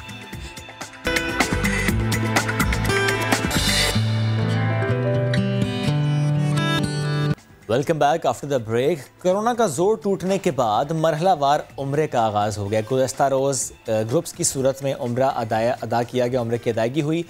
पहले मरहले में यौमिया 20,000 ज़ायरीन सआदत हासिल कर रहे हैं, जैसा मैंने पहले भी कहा, ग्रुप्स की सूरत में वो जाते हैं और इसी तनासुब से मस्जिद नबवी में नमाज अदा की जा रही है। पहले मरहले में सऊदी शहरी और तारकीन वतन उम्रे की अदायगी में मसरूफ़ हैं। 18 अक्टूबर से शुरू होने वाले दूसरे मरहले में 15,000 मकामी ज़ायरीन और 1 नवंबर से मकामी और गैर मुल्की ज़ायरीन को महदूद तादाद में उम्रा अदायगी की इजाज़त दी जाएगी। अच्छा, ये भी मैं आपको बता दूं कि 60,000 ज़ायरीन मस्जिदुल हराम में नमाज अदा कर सकेंगे। रोज़ाना की बुनियाद पर 6,000 ज़ायरीन मस्जिद नबवी में अदायगी नमाज की सआदत भी हासिल करेंगे। दुनिया भर में मुतल्लिक़ कंपनीज़ ई प्लेटफॉर्म से सर्विसेज मुहैया करेंगी। ये भी इस सिलसिले में डेवलपमेंट है। बात तो मुबारकबाद की है, ये सारे के सारे मामलात जो है ना वो मामूल पर आ रहे हैं, लेकिन जैसे कि आपके इल्म में है कि सारे के सारे मामूलात होंगे और SOPs के साथ होंगे, यहाँ से लेके काबा तक। तो हम इसी सब के ऊपर बात करते हैं। कोरोना के बायस हर शख्स मास्क लगाए, ये हिदायत हैं। ज़ायरीन उम्रा के लिए क्या हिदायत हैं, क्या किया जा सकता है? मास्क यूज़ करना चाहिए एहराम के साथ साथ, कोई इसमें तामुल तो नहीं? हम ये सारे के सारे सवालात सोच रहे थे, तो ये मेरे और आपके जहन की गुत्थियाँ हैं, इसी सबको सुलझाएंगे। मजहबी स्कॉलर हमारा साथ देंगे, मुफ्ती ज़ुबैर। अस्सलाम वालेकुम मुफ्ती साहब। एहराम की हालत में चेहरे पर मास्क लगाना, इसमें कोई कबाहत तो नहीं है? और साथ में ये भी बताइए, क्या मुसलसल 12 घंटे तक मास्क लगाए रखेंगे तो फिर क्या किया जाए आगे? दम तो वाजिब होगा, थोड़ा सा रहनुमाई फरमाइए इस सिलसिले में हमारी, प्लीज़। नहमदुहु व नुसल्ली अला रसूलिहिल करीम, अम्मा बाद। आम हालात में हालत एहराम में चेहरे पर मास्क चढ़ाना या मुंह ढांकना शरअन ममनू है, जिससे एहतराज करना लाजिम। लेकिन मौजूदा हालात में कोरोना वायरस की वजह से चूंकि डॉक्टरों की हिदायत प्लस वहाँ की यानी हरमैन शरीफैन की हुकूमत और इंतज़ामिया की वजह से बाकायदा मुंह पर मास्क चढ़ाने को कानूनन लाजिम करार दिया गया है, लिहाजा मौजूदा सूरत हाल के अंदर हालत एहराम में अगर वहाँ पर मास्क चढ़ाया जाएगा तो ऐसी सूरत में किसी किस्म का कोई गुनाह नहीं होगा। लेकिन उज़र की वजह से मुंह पर मास्क चढ़ाने से एक जज़ा लाजिम होती है, और वो शरअन जज़ा क्या है उसकी तफसील समझ लेनी चाहिए। अगर पूरा दिन या पूरी रात या पूरा दिन और पूरी रात के बकदर अगर पूरा चेहरा या चेहरे का चौथाई हिस्सा मुंह पर मास्क चढ़ाया गया हो तो ऐसी सूरत में 3 में से कोई एक काम करना शरअन लाजिम है। या तो बाकायदा तौर पर हुदूद हरम में एक सही सालम बकरा या बकरी ज़बा की जाए, या दूसरा नंबर ये है 6 मसाकीन में से हर मिस्कीन को फी कस 1.25 किलो गंदम या उसकी कीमत सदका की जाए। तीसरे नंबर पर यह काम है कि 3 दिन के रोजे रखे जाएं, चाहे मुसलसल रखे जाएं या अलग अलग रखे जाएं। 12 घंटे या आसान लफ्जों में पूरा दिन या पूरी रात अगर पूरे चेहरे या चेहरे के चौथाई हिस्से पर मास्क चढ़ाया गया हो तो इन 3 में से कोई एक काम करना शरअन लाजिम और ज़रूरी है। सही मुफ्ती साहब, ये तो आपने बड़ा अच्छा एक्सप्लेन कर दिया, क्योंकि ज़ाहिर है आगे आने वाले दिनों में जब दीगर ममालिक से भी लोग जाएंगे, ट्रैवल करके जाएंगे, तो वो एक ट्रैवलिंग टाइम भी होता है, फिर वहाँ पर जाना, उम्रे की अदाई करना, उसमें कई घंटे लग जाते हैं। तो इसलिए हमने सोचा कि इस पर आपसे रहनुमाई हासिल की जाए। मुफ्ती साहब, एक बात और प्लीज़ बताइएगा मुझे कि आज जब हम मनाजिर देखते हैं हरम शरीफ के, जो ही पहली निगाह पड़ती है मताफ़ पर, हम देखते हैं कि काबा के गिर्द कवर किया हुआ है, हम देखते हैं कि ग़िलाफ़े काबा के करीब भी कोई जा नहीं पाएगा, कोई उसे चूम नहीं सकेगा। ज़ाहिर है SOPs हैं, एहतियात है, इसलिए ऐसा हो रहा है। और ये देखने के बाद I'm sure आपकी भी पहली दुआ दिल से यही निकलती होगी कि अल्लाह जल्दी से हालात फिर से बेहतर करे, फिर से अच्छे करे, कि जैसे ही हम हरम में पहुँचें तो हम ग़िलाफ़े काबा को भी चूम सकें, गिड़गिड़ा कर रो कर अल्लाह से दुआ कर सकें, हजर अस्वद को चूम सकें, बोसा दे सकें। यकीनन सूरत हाल में ग़िलाफ़े काबा और बिलखुसूस हजर अस्वद को बोसा न दे सकना ये ज़ाहिरी तौर पर बहुत बड़ी महरूमी की बात है। बिलखुसूस वो अफराद जो हजर अस्वद के बिल्कुल करीब पहुँचे हुए हों, खाना काबा के बिल्कुल करीब पहुँचे हुए हों और तवाफ़ की हालत के अंदर हों, उस वक़्त दिल की बहुत बड़ी तमन्ना, देरीना आरजू और ख्वाहिश हुआ करती है कि मैं हजर अस्वद को बोसा दे दूँ, मैं काबे के करीब चला जाऊँ। लेकिन वहाँ इंतज़ामिया की तरफ से इस वक़्त दूर रहने का बार बार कहा जा रहा है। तो इस सिलसिले में ये बात जहन के अंदर रखें, शरअन इससे उम्रे पर कोई फ़र्क नहीं पड़ता, और चूंकि मौजूदा हालात में उज़र है और हुकूमत से भी पाबंदी है, इसलिए ना तो इससे किसी किस्म की कोई महरूमी का तसव्वुर जहन में लाना चाहिए, ना उम्रे के अंदर कोई कमी कोताही रह गई, और ना ही इसकी वजह से कोई सवाब के अंदर कमी होगी। बिलखुसूस ग़िलाफ़े काबा को छूना शरअन वैसे भी मुतसव्वर नहीं, अलबत्ता हजर अस्वद का मामला होता है, हजर अस्वद को बोसा देना, हजर अस्वद को चूमना, ये एक मुसलमान की ख़ास तौर पर हाजी की या उम्रा करने वाले की बहुत बड़ी तमन्ना और ख्वाहिश होती है। लेकिन मौजूदा हालात में अगर इंसान उससे रुक जाए तो शरअन इसमें कोई मुज़ायका नहीं, कोई हरज की बात नहीं। असल चीज़ है खुशू और खुजू के साथ अल्लाह रब्बुल इज़्ज़त वहाँ उम्रे की तौफीक अता फरमा दे और इंसान वहाँ उम्रा कर ले, दुआ कर ले, इल्हाज़ारी कर ले, अल्लाह को पुकार ले और अल्लाह के सामने गिड़गिड़ाए। ये जो रूहे उम्रा है और ये जो फ़लसफ़ाए हकीकी है और ये जो उम्रे का हकीकी मगज़ है, इसको हासिल करने की कोशिश करनी चाहिए। इल्हाज़ारी, तौबा और इस्तिग़फ़ार और दुआओं का खुसूसी एहतमाम करना चाहिए। आमीन। मुफ्ती ज़ुबैर साहब, बहुत शुक्रिया, साथ मौजूद थे आप और हमसे गुफ्तगू कर रहे थे। बढ़ते हैं अपने अगले मौजू की जानिब। टैक्स कलेक्शन से मुताल्लिक पिछले 1-1.5 हफ्ते से बहुत बात हो रही है, किस शहर ने ज़्यादा टैक्स दिया, किस मार्केट ने ज़्यादा टैक्स दिया, इससे मुताल्लिक हम बात करें। सूबे, शहर, मार्केट्स, इनके हिसाब से टैक्स की अदायगियाँ उस डाटा में शामिल की गई हैं। टैक्स देने वाले शहरों में Karachi is on the top, 41% tax यहाँ से इकट्ठा होता है। क्या बात है ना। इस्लामाबाद, आपके शहर का तस्करा मैं कर देती। चलिए प्लीज। इस्लामाबाद से करीबन 20% टैक्स इकट्ठा किया जाता है, जमा किया जाता है। लाहौर से 19.5% और रावलपिंडी बताएं तकरीबन 3.5%। अच्छा किरण, यहाँ मेरा सवाल ये था कि रावलपिंडी इज बिग, पॉपुलेशन भी ज्यादा एज कम्पेयर टू इस्लामाबाद, लेकिन इस्लामाबाद टैक्स ज्यादा दे रहा है, रावलपिंडी टैक्स कम दे रहा है। इसको आज हम समझने की कोशिश करेंगे। और फैसलाबाद प्लीज ये भी बताएं। 1.71% टैक्स यहाँ पर जो है वो कलेक्ट होता है। यहाँ पे तो इंडस्ट्री भी है ना, वो कपड़े की, धागे की, मैं कोई कंपैरिजन नहीं करी, लेकिन बात यह है कि देखा जाए तो पाकिस्तान में ना कुल 480 शहर हैं, लेकिन 85% टैक्स सिर्फ इन्हीं 5 शहरों से इकट्ठा होता है। तो मार्केट्स के हिसाब से पूरे पाकिस्तान में 517 मार्केट्स ऐसी हैं, लेकिन सिर्फ सदर मार्केट से ही अगर 36.74% टैक्स इकट्ठा होता है तो फिर आगे क्या कह सकते हैं। अच्छा, एक बात और भी बहुत अहम है इसमें, लाहौर में जो फाइलर्स हैं ना, इनकी तादाद कराची से ज़्यादा है, लेकिन टैक्स देने में कराची से ये पीछे है। यहाँ पर भी ताजिर हैं, यहाँ पर भी ऐसे लोग मौजूद हैं कि जो फाइलर्स हैं, बट क्या कह सकते हैं। एक अंदाजे के मुताबिक कराची की हर मार्केट में करीबन 40 मिलियन टैक्स अदा किया जाता है। सूबों की बात की जाए तो सिंध से 45% टैक्स इकट्ठा किया जाता है, पंजाब से 35%, और केपी की अगर हम बात करें जस्ट 3% और बलूचिस्तान 2% टैक्स यहाँ से इकट्ठा होता है। वैसे जब गवादर पोर्ट ऑपरेशनल होगी, अभी स्टार्ट हो रहा है, मामला बहुत बेहतर होंगे और हम देखेंगे कि बलूचिस्तान से, स्पेशली गवादर से फिर ये फिगर्स ऐसी आएंगी कि वहाँ से बहुत ज़्यादा टैक्स कलेक्ट हो रहा है। इस बात को आज हम समझने की कोशिश करेंगे कि क्या ये बात ऐसी है कि इस पे कोई प्राउड फील किया जाए कि कराची वाले बहुत ज़्यादा टैक्स दे रहे हैं और बाकी शहरों से कम टैक्स लिया जा रहा है। इन एक्चुअल होता क्या है, क्योंकि ज़रा पोर्ट यहाँ पर है, अगर मशीनरी आएगी तो टैक्स यहाँ से ही ज़्यादा दिया जाएगा, जो कस्टम ड्यूटी है वो सब कुछ यहीं से पे होता है। तो हम बात करेंगे रिसर्च कंसल्टेंट काशिफ हफीज़ साहब ने आज हमें ज्वाइन किया। काशिफ साहब, गुड मॉर्निंग सर। प्लीज़ थोड़ा सा बताइएगा कि जब हम ये बात करते हैं कि 41% टैक्स सिर्फ कराची से इकट्ठा हो रहा है, ज़ाहिर है सारिफ कहीं पर भी हो, वो चाहे इस्लामाबाद रहता हो, वो चाहे क्वेटा रहता हो, वो चाहे यहाँ रहता हो, उसकी वो टैक्स तो एक जैसा ही लागू होता है, बट इस शहर से टैक्स ज़्यादा, is it just because of the population and the fact that port is here और व्हाट?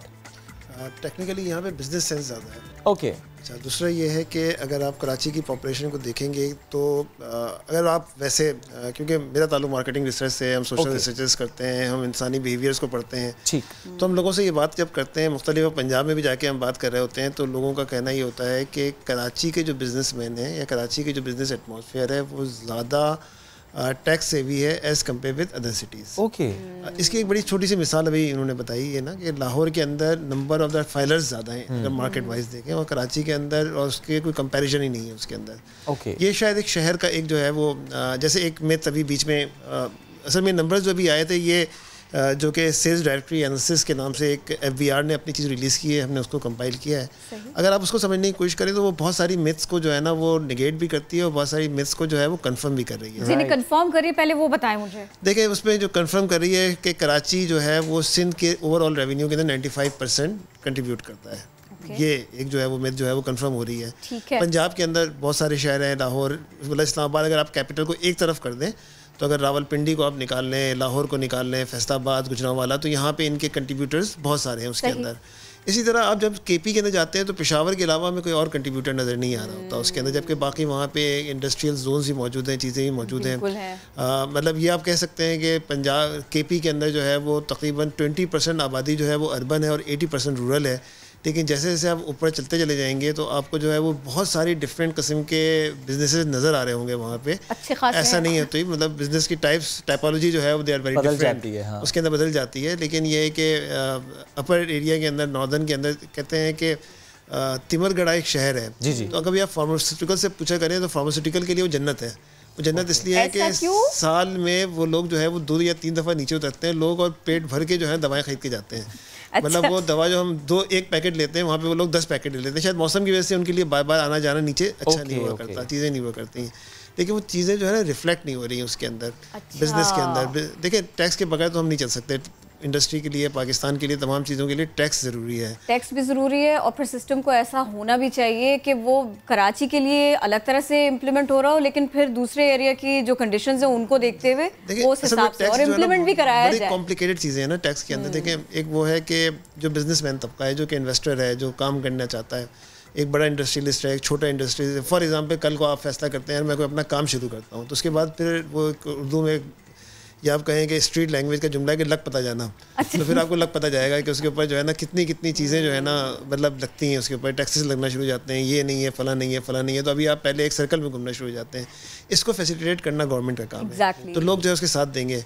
ये भी एक सवाल हमें समझने की ज़रूरत है कि अगर लाहौर के अंदर नंबर ऑफ द फाइल, देखिए जैसे एक बात अभी बीच में मशहूर हो गई कि इससे लियाकताबाद जो है वो नहीं है, ऐसा नहीं है। ऐसा नहीं है। प्लीज एक्सप्लेन करें, ये तो बात बहुत ज़्यादा डिस्कस हुई। नहीं देखें, वो असल में एक किसी ने उसमें कह दिया था। अच्छा, हमने यहाँ पे एक डाटा आपको दिया हुआ है टॉप 15 मार्केट्स का ना, जी, इसके अंदर जो है वो, जिसके अंदर हम ये बता रहे हैं कि पाकिस्तान की टॉप 15 मार्केट्स कौन सी हैं। तो अगर आप टॉप 15 मार्केट्स को अगर आप निकालेंगे तो कराची की इसके अंदर कोई 4 मार्केट्स हैं टॉप 15 में, राइट। और इसके अंदर जो है वो लियाकताबाद नहीं है।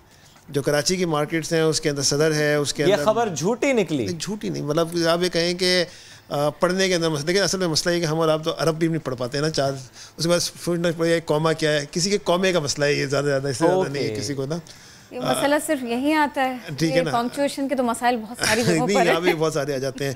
जूड़िया बाजार है, ये है कराची के अंदर। फोरम है, जैसे फोरम आप ये देखें ना, स्टेट ऑफ द आर्ट एक बिल्डिंग है, इतना बड़ा बाजार है, चीज़ें हैं, वहाँ पे कोई 200 लोग जो है वो टॉप 15 के अंदर शामिल है। एक मॉल जो है एक मॉल है, जुड़िया बाजार है, सदर है। लेकिन जिस चीज़ को आपको लियाकताबाद में अप्रिशिएट करने की ज़रूरत है और चीज़ को समझने की ज़रूरत है वो ये कि वहाँ पे 10,000 फाइलर्स हैं। जिसके इस चीज़ को जो है ना, लियाकताबाद को 10,803 फाइलर्स हैं वहाँ पे। ये किसी भी मार्केट में सबसे ज़्यादा फाइलर्स की तादाद है? नहीं, इससे मेरा ख्याल में कराची में, मतलब सदर के इलाके के अंदर कोई 72,000 है। Okay, that is the reason कि कराची के सदर मार्केट ने सबसे ज़्यादा टैक्स दिया है, इसीलिए दिया है, फाइलर्स की वजह से। 70 अरब से ऊपर का उनका कुछ चीज़ चल रही है। तो अब आप ये सोचें कि ये जो है ना, जो सर सॉरी आपकी बात कट रही है ना, लेकिन ये लियाकताबाद ही का तस्करा हो तो इस वक्त एक आम कराची में बसने वाला ये सवाल करता है कि अच्छा इतने सारे फाइलर्स थे और सहूलत नाम को नहीं थी, बारिश हो गई तो वो घर बने हुए थे, और ये सारी की सारी बातें आती हैं। ये बहुत वास्ट है, ये बहुत नहीं वास्ट भी नहीं, सेंसिटिव भी इशू है। देखिए इसके अंदर बहुत सारे लोगों के पर जल जाते हैं ना, ये वाली बात है। अगर देखें ना, एक बात है कि कराची है, देखें कराची के अंदर इट्स पेइंग द मनी ना, मतलब बात यह है कि हम एक बड़ा सिंपल सा एक मसला ये है कि Karachi is the customer of the federal government और द प्रोविंशियल गवर्नमेंट और the Baldia Karachi Karachi is the customer. अच्छा, आप अपने कस्टमर को आप खुश रखना चाहते हैं, आपके पास फैसिलिटेट करना चाहते हैं, एक दुकान के अंदर भी आना चाहते हैं, तो कस्टमर सोचते हैं रखना भी चाहते हैं, ये भी चाहते हैं क्या? देखिए आप अपनी एम्बियंस अच्छी करते हैं, आप चीज़ें अच्छी करते हैं, उसे फैसिलिटेट करते हैं, जब आपके पास कस्टमर आता है तो कुछ नहीं करते। लेकिन उस कस्टमर के साथ क्या हो रहा है वो आप भी जानते हैं और हम भी जानते हैं। अब वही लग पता जाता है जब सड़क पे निकलते हैं तो उसके अंदर जो ट्रैफिक होती है, ट्रैफिक के बाद जो सड़कों में गड्ढे होते हैं, अब इसको आप ये कह सकते हैं इनडायरेक्टली कि भाई जैसे देखें मैकेनिक की चांदी आई हुई होती है, अगर ये सड़कें सही हो जाएंगी तो मैकेनिकों के पास कौन जाएगा। लेकिन ये सब चीज़ें देखें इंटरडिपेंडेंट है। ये हमारी जो कराची के अंदर सिचुएशन जो रिन्यूमा हो रही है और एक तरह से जो मुख्तलिफ़ किस्म के एहसासात कराची में डेवलप होते हैं, और ये देखें ये is a very dairying decision by the tax FBR के, उन्होंने ये चीज़ ओपन की है। जब उन्होंने ओपन किया उसने एक मिथ जो टूटी है, शायद कोई दूसरी को 5-6 साल पहले की थी, तो कराची 70%, देखिए FBR के टैक्स में कराची 70% नहीं दे रहे, लेकिन कराची में और भी बहुत सारे टैक्स हैं, जैसे कि अभी आप जिक्र कर रहे थे कि पोर्ट यहाँ मौजूद है, यहाँ पे कस्टम मौजूद है, यहाँ पे और बहुत सारे रेवेन्यूज़ के एरियाज़ मौजूद हैं, जिसकी वजह से कराची जो है वो ओवरऑल कराची पाकिस्तान की इकॉनमी में सब कुछ मिला के 41% नहीं है, FBR का है ये। इसमें कस्टम ड्यूटीज नहीं होंगी टेक्निकली। अच्छा, इसमें कस्टम ड्यूटीज नहीं है, कस्टम ड्यूटीज नहीं होंगी, और इसके अंदर बहुत सारी आपने सर इस बारे में रिसर्च की है कि अगर वो कस्टम ड्यूटीज भी मिला दे, बाकी सब मामला इकट्ठा करते हैं, फिर 70 तक बात पहुंच जाती है। मेरे ख्याल में 60-70 तक पहुंच चाहिए ओवरऑल टैक्स। फिर उसके बाद में सारे आंसू वैलिड हो जाते हैं। आंसू तो वैसे ही वैलिड है, टोटल पॉपुलेशन जो है ना, वैसे बहुत शुक्रिया ना आप दोनों का ये कहने का, लेकिन ये कि वो टोटल पॉपुलेशन और टोटल फाइलर्स और फिर उसके बाद में कराची आए सर, ये ज्यादा, और फिर बाकी सारे के सारे ये हमें प्रोविंस वाइज देखिए बड़ा इंटरेस्टिंग। देखिए आपको एक और चीज़ बताता हूँ, प्रोविंस वाइज है ना, देखिए प्रोविंस वाइज ये है कि अगर आप बाय प्रोविंस देखें तो पंजाब की जो आबादी है, जो 2017 का सेंसस आया है, वो तकरीबन कंट्रीब्यूट कर रहा है, वो दिखा भी सकते हैं यहाँ पे 52% है। Yes, more than half. अच्छा, सिंध जो है वो 23% है पॉपुलेशन का, बलूचिस्तान 6% है, खैबर पख्तूनख्वा 17% है। अच्छा, अब कैपिटल टेरिटरी जो है वो 1% है, गिलगित बल्तिस्तान को 1% है करीब, तो ये टोटल 100% बन जाती है। लेकिन जब आप टैक्स रेवेन्यू देखते हैं तो 52% के अगेंस्ट पंजाब से आ रहा है 35% टैक्स। ओके, ठीक है। अच्छा, कराची में 23% अगर सिंध की आबादी है तो यहाँ पे 45% आ रहा है।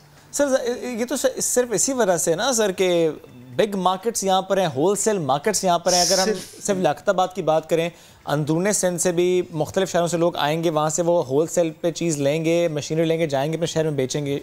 ये भी तो देखिए असल में चीज़ ये है कि जो मतलब इकॉनमी के जो उसूल बताए जाते हैं वो ये है कि देखिए जो मेगापोलिटन सिटीज़ होते हैं, जो कॉस्मोपोलिटन सिटीज़ होते हैं, कराची वो तो इसी तरह बढ़ते हैं, इसमें ये सब चीज़ें होती हैं।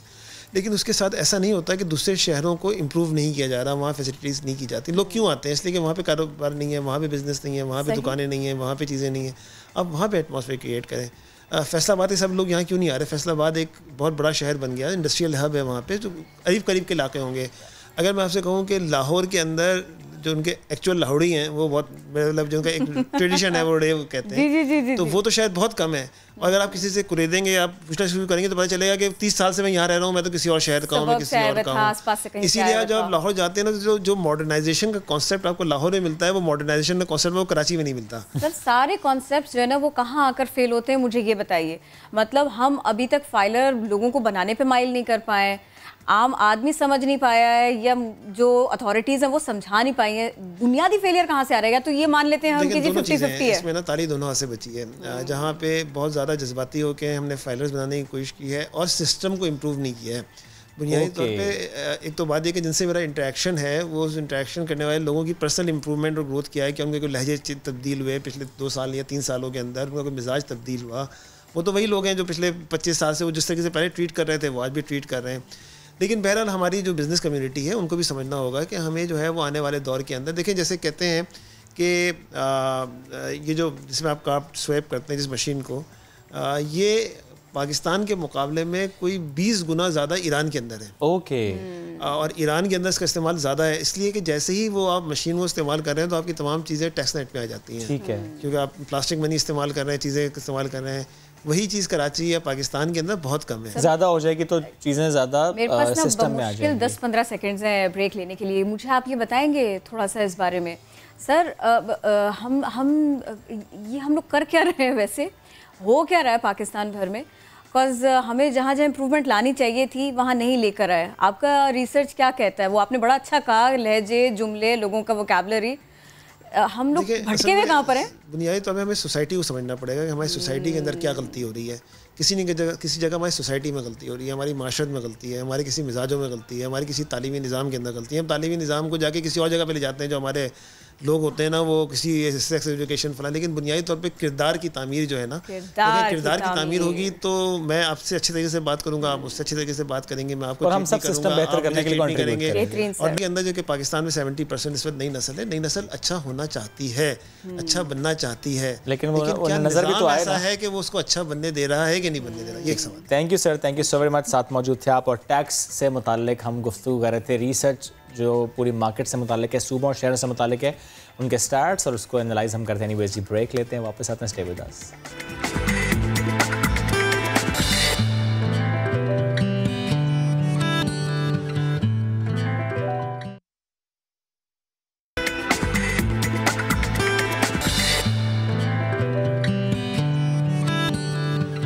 Welcome back. एहतसाब अदालत लाहौर में आमदन से जायद असास और मनी लॉन्ड्रिंग केस की समाअत हुई है। शहबाज शरीफ जब रोस्ट्रम पर आए तो नैब के खिलाफ शिकायतों के अंबार लगा दिए। आखिर वो शिकायत हैं क्या, इसी पर बात करेंगे। शाहिद हुसैन ने हमें ज्वाइन किया है। शाहिद, क्या कहना है शहबाज शरीफ का, क्या शिकवा है इनका? जी, आज जब शहबाज शरीफ अदालत में पेश हुए तो वो रोस्ट्रम पर आ गए और जज से इजाज़त लेकर अपना जो है वो बयान देना शुरू किया अदालत में। और उन्होंने कहा कि उनके साथ 2 जो हैं वो ट्रीटमेंट किए जा रहे हैं। वो अमूमन नमाज जो है वो कुर्सी पर पढ़ते हैं, लेकिन पहले उन्हें कुर्सी नहीं मिली और जब कुर्सी मिली तो मैंने उनसे कहा कि उसको किबला रुख कर दें, तो नैब वालों ने उनको जवाब ये दिया कि उन्हें ऑर्डर नहीं है। जिसके बाद उन्होंने ये भी बताया कि उनको खाना ज़मीन पर रख के दिया जाता है, जिस पर जज ने ये कहा कि ये क्या तज़हीक का मेज़ सलूक है। वो जिस सूबे के 3 बार वज़ीर आला रह चुके हैं, उनके साथ या किसी भी कैदी के साथ, खास तौर पे जो नैब की कस्टडी में है, उनके साथ ये सलूक नहीं चलेगा। जो नैब के वकील थे उन्होंने कहा जी कानून के मुताबिक सब कुछ चलता है। जिस पर शहबाज शरीफ जो थे उन्होंने कसम खा ली और उन्होंने कहा कि खुदा की कसम 1 और 2 अक्टूबर को उन्हें ज़मीन पर रखकर खाना दिया गया। और उन्होंने कहा कि उनके साथ ये सलूक शहजाद अकबर और इमरान खान प्राइम मिनिस्टर के इमा पर जो है वो किया जा रहा है। और अगर उनकी कमर की तकलीफ जो है वो बढ़ गई तो उस सूरत में वो इन दोनों पर FIR दर्ज कराएंगे। जिस पर अदालत ने कहा कि शहबाज शरीफ ने कहा कि जब भी वो कुछ कहते हैं तो उन्हें कहा जाता है कि ऑर्डर नहीं है। जिस पर अदालत ने कहा कि ऑर्डर मेरे चलेंगे। जज जो हैं एहतसाब अदालत के जवादुल हसन, उन्होंने अब नैब को कहा है कि आइंदा ऐसी कोई शिकायत ना आए, गैर इंसानी सलूक कैदियों के साथ बिल्कुल बर्दाश्त नहीं किया जाएगा। आइंदा अगर इस पर शिकायत, ऐसी कोई शिकायत यानी अदालत ने ये बात सुन ली और आइंदा से उनको अब जमीन पर खाना नहीं दिया जाएगा, उनकी ये बात सुन ली गई है। शायद बहुत शुक्रिया, आप साथ मौजूद थे और आपने हमें अपडेट किया। एक और मामले की तरफ चलते हैं। सोशल मीडिया पर जालसाजी और नफरत फैलाने वालों की शामत आई हुई है। पीटीए ने 9 लाख से जायद साइट्स ब्लॉक कर दी, लेकिन एक मसला दरपेश है, वो ये है कि फेसबुक हो या व्हाट्सएप, इनके मुतालिका फॉरम्स यानी जो लोकल फॉरम्स हैं वो नहीं है, लोकल ऑफिसेज नहीं है, इसलिए वो जो मामला है वो सही तरीके से उठाया नहीं जाता। अगर उन्हें ईमेल की जाए, लिखा जाए, बताया जाए पीटीए की तरफ से, तो मौसर जवाब आता नहीं है, मौसर कार्रवाई होती नहीं है।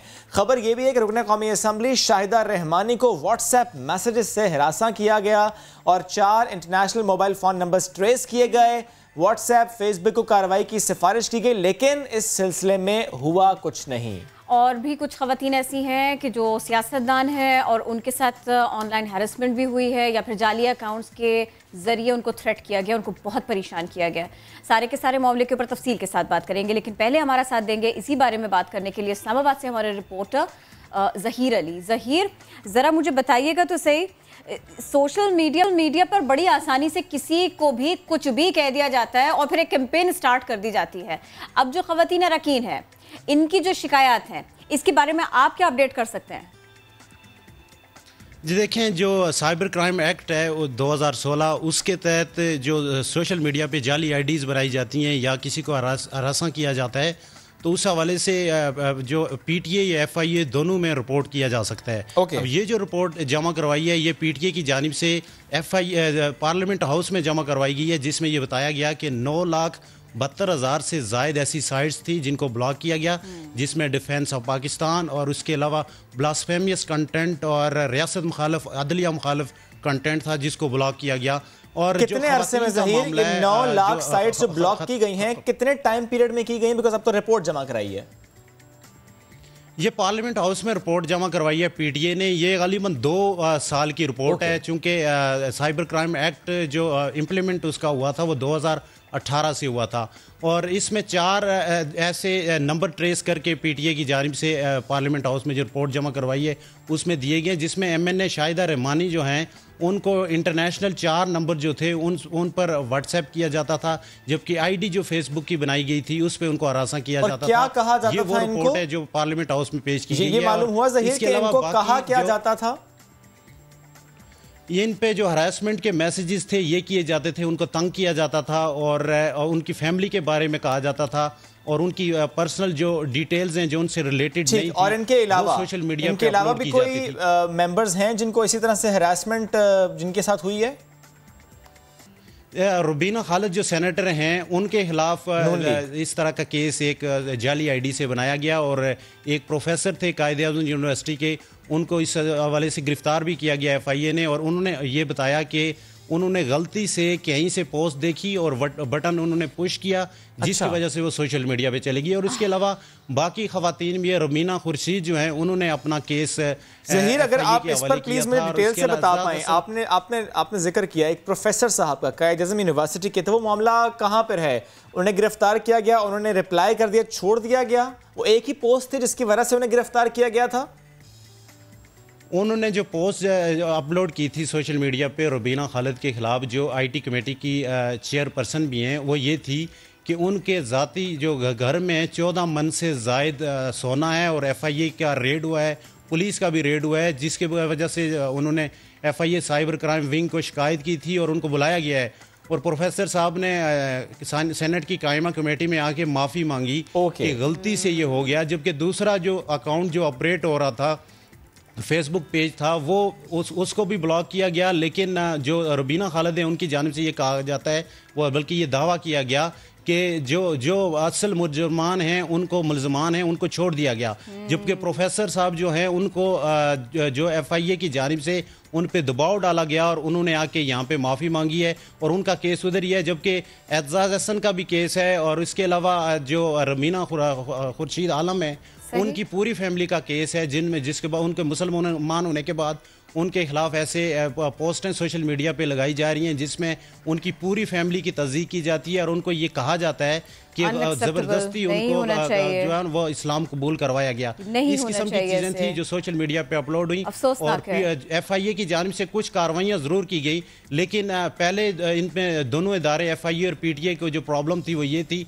कि दोनों के दरमियान कोऑर्डिनेशन नहीं थी। अब तीसरी एक बड़ी प्रॉब्लम ये आ गई है, वो कह रहे हैं MLA एक ट्रीटी है जो इंटरनेशनल एग्रीमेंट हमारा होना है जो सोशल मीडिया प्लेटफॉर्म है उनके साथ नहीं है, जिसकी वजह से ठीक है ज़हीर, साथ रहिएगा जिस पॉइंट पर आप आके रुके हैं, क्योंकि इस पर पहले भी हम कई दफ़ा चुके हैं। मुतालिका फोरम का एक लोकल ऑफिस होना चाहिए, उनसे हम बात करें, वो हमें रिस्पांस दें, और इससे मुतालिक हुकूमत ने वक्त ने बड़ी कोशिशें भी की हैं।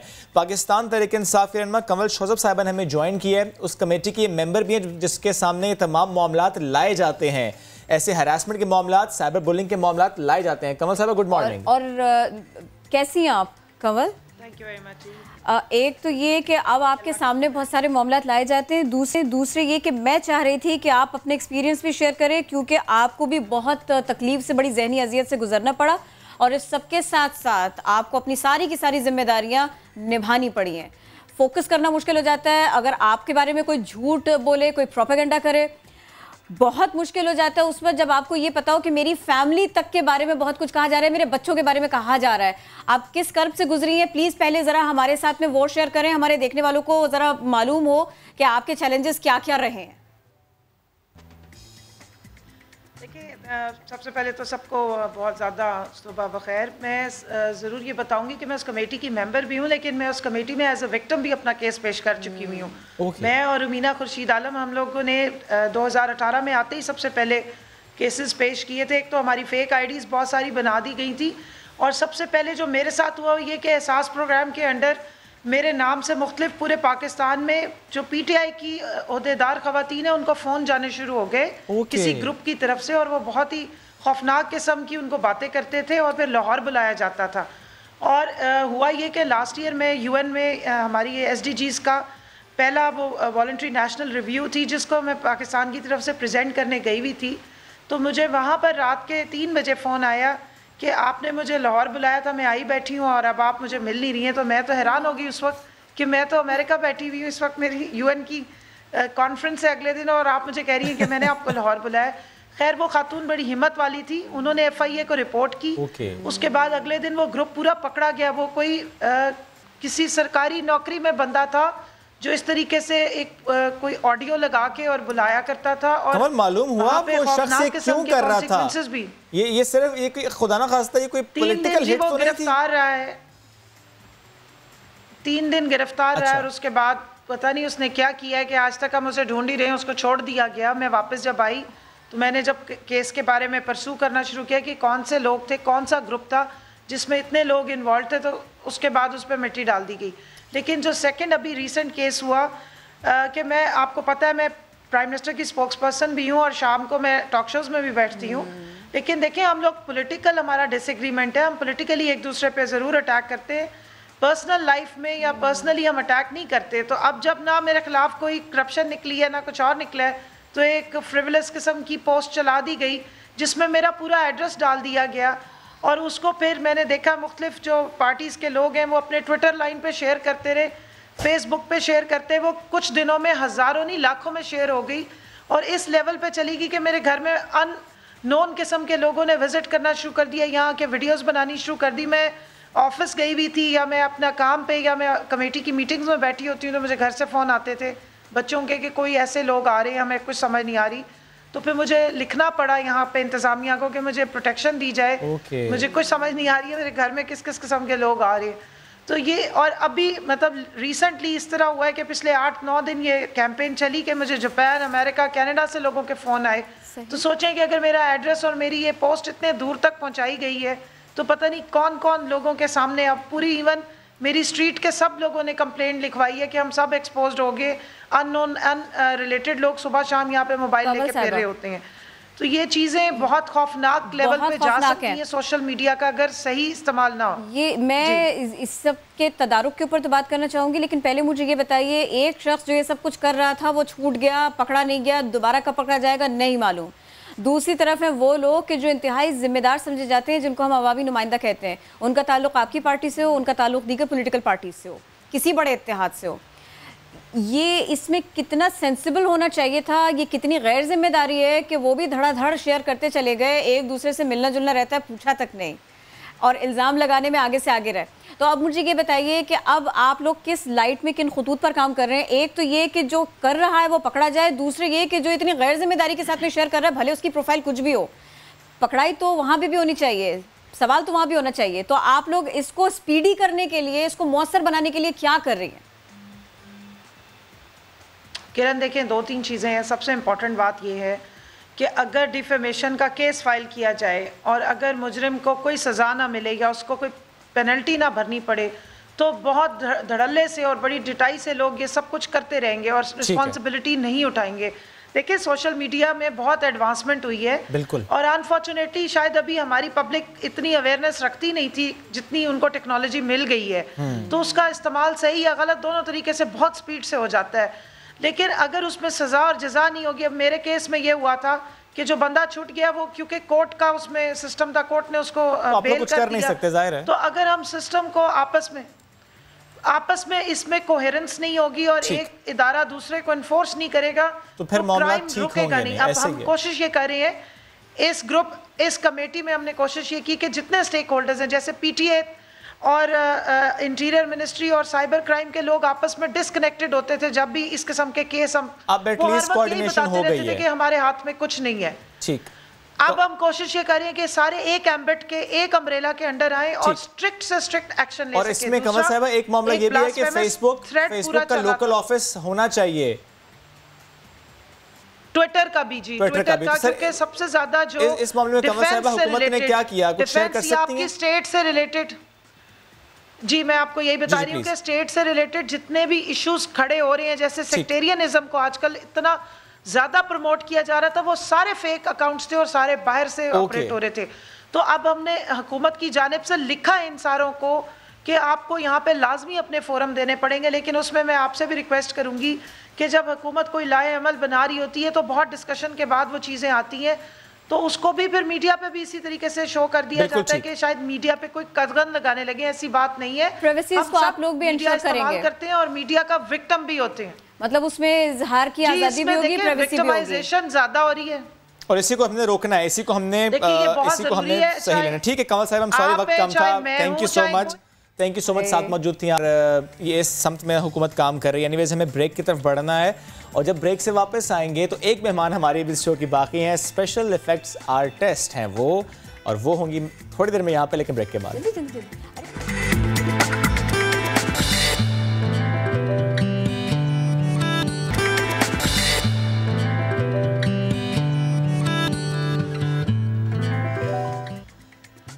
ये जो आप देख रहे हैं कि क्या हो रहा है इस हाथ पर, अक्सर आप हाथ दिखा रहे हैं, मैं हाथ दिखा रहा हूँ, नहीं बोल हाथ नहीं दिखा रहा। अक्सर मूवीज में हम ये देखते हैं, मैंने कह दिया कि हम ये देखते हैं, जब मुक्का पड़ता है या एक्सीडेंट होता है वो दिखाना होता है कि कितनी पायजानों चोट लगी है, तो वो बेसिकली स्पेशल ग्राफिक्स जो आर्टिस्ट हैं ये उनका कारनामा होता है कि उनके फेस पर, हाथ पर ऐसे डिज़ाइन बनाए जाते हैं। मैं इसको डिज़ाइन कह रहा हूँ कि बाकी मुझे ऐसे ही लग रहा है कि इस वक्त आर्ट वर्क मेरे हाथ पर हो रहा है। राजान इनका नाम है, शी इज़ 19 ईयर्स ओल्ड और लॉकडाउन के दौरान लगता है इन्होंने किरण ज़्यादा अपना हाथ सीधा किया है इस मामले में कि डरावना रूप बनाना हो या किसी हादसे के बाद वो चोट दिखानी हो, ज़ख्मी दिखाना हो, तो ये राजान यासीन के लिए बड़ा आसान है। अभी हम ब्रेक में बैठे थे तो ये मेरे हाथ पे उन्होंने ना ये करना शुरू कर दिया है, एक ज़ख्म बना रही है राजान। आप गुड मॉर्निंग भी कहते हैं, आप कैसी हैं आप? ठीक। तो ये आपने सारा लॉकडाउन में सीखा है? मैंने वैसे 2017 में स्टार्ट किया था, पर लॉकडाउन में मैंने इसको कंटिन्यू किया है। ओके, तो ऐसा होता है कि ये अक्सर ड्रामा में जो हम देखते हैं उसमें आपका भी हमें नजर आता है कामयाबी नहीं? अभी तो नहीं, क्योंकि अभी मेरी स्टार्ट है। ओके, हमारे यहाँ ज़ॉम्बी मूवीज बनेंगे तो फिर आप हमको काम करते हुए काफी दिखाई देंगे, क्योंकि मुझे तो यही याद पड़ता है ना, वो ज़ॉम्बीज बना रहे होते हैं, कहीं कहीं पर परेड्स हो रही होती हैं, तो उस हिसाब से कुछ ना कुछ चल रहा होता है। वैसे आपका शौक है रज़ान कि आप इसे प्रोफेशनली लेकर चले आगे, जब शौक की हद तक है? ये वैसे शौक की हद तक है। ओके, मैं कंप्यूटर साइंस में कर रही हूँ। ओके, तो कभी ऐसा हो आपने अपने फेस पर या हाथ पे कोई चीज बना के अपने अम्मा अब्बा को डरा दिया हो? जी, सबसे पहले जब मैंने स्टार्ट किया था तब मैंने मम्मा को दिखाया था, तो मम्मा ने चीख मार दी? जी, स्टार्ट हो गई थी। क्या बनाया क्या था? यस, मैंने फिंगरप्रिंट का किया था सबसे पहला लॉकडाउन में। तो उससे पहले कि मामा को मालूम तो था ना क्या पे करती हैं? नहीं पता था? बिल्कुल पता ही नहीं था और आपने पहली बार इस तरह निकाल दिया उनका? क्योंकि मैंने लास्ट 2017 में पहली बार किया था, एक ही बार किया 17 में, और फिर आपने अब लॉकडाउन में किया। ओके।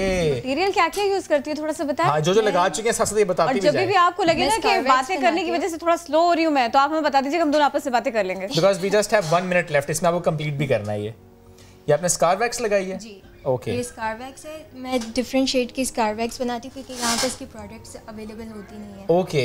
खतरनाक शौक है ये।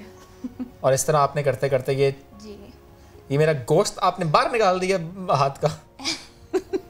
पाड़ पूड़ के रख दिया आपने हाथ ये। सही टाइम पे आप डॉक्टर के पास जाते शुएब। मैं बाद में कहूँगा बैंडेज कराने जा रहा हूँ, मैं ले जाऊँगा इसे हॉस्पिटल के पास, हाथ करूँगा भाई जरा बैंडेज कर दो। ये देखिए जरा। किरण वैसे छुट्टी मिलनी भी आसान हो जाएगी मेरे लिए, मैं कह दूंगा मेरा हाथ जख्मी हो चुका है। राज़ा मुझसे मिल के जाइएगा प्लीज। ओके, तो is it done? Not yet. Okay जी, पूरा इफेक्ट घाव ना तो आसानी से लगते हैं ना आसानी से जाते हैं। अच्छा, फिल्मी लाइन थी लेकिन अच्छी थी।